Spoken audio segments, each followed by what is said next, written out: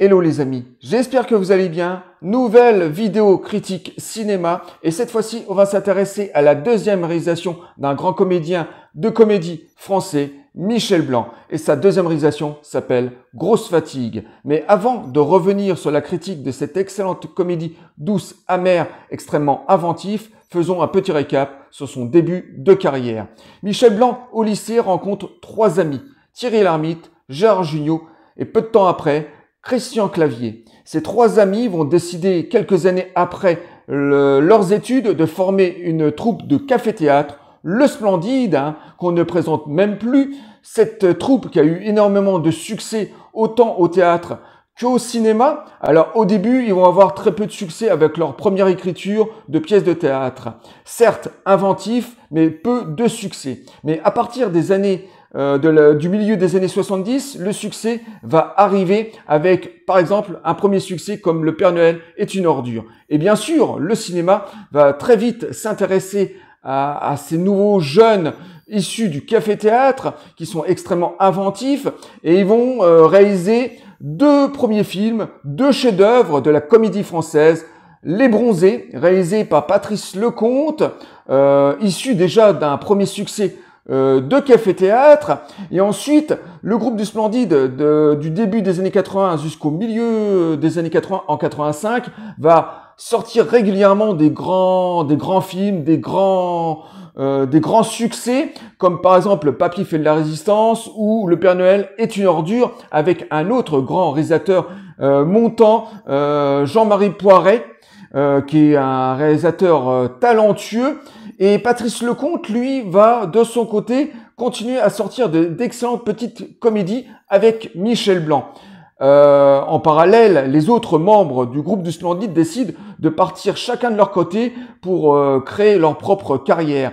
Michel Blanc, lui, bien sûr, reste avec Patrice Lecomte pour réaliser d'excellentes petites comédies d'ailleurs. Alors, je peux vous en citer deux de tête, par exemple. Alors, il y a eu Les Babacool, qui était vraiment une très bonne comédie chorale comme ça, pince sans rire sur le monde des hippies, une comédie de vaudeville, un petit peu vraiment savoureux.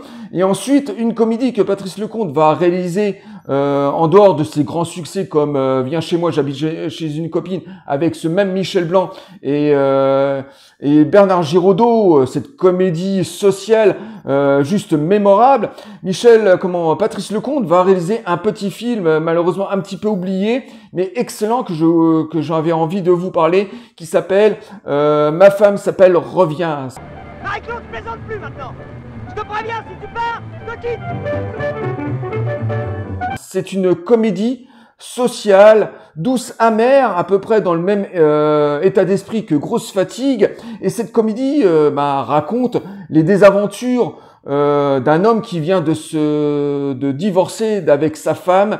Il emménage dans un appartement, dans un immeuble, et à côté, dans l'appartement d'à côté, vit une femme isolée, qui a des peines de cœur, qui est interprétée par Anémone. Et ces deux petits moineaux, ces deux êtres perdus dans la vie vont se rencontrer, tomber amoureux, et bien sûr, ça va donner naissance à une relation un peu morte, née. En fait, ils pensaient être amoureux et en fait, ils sont juste amis.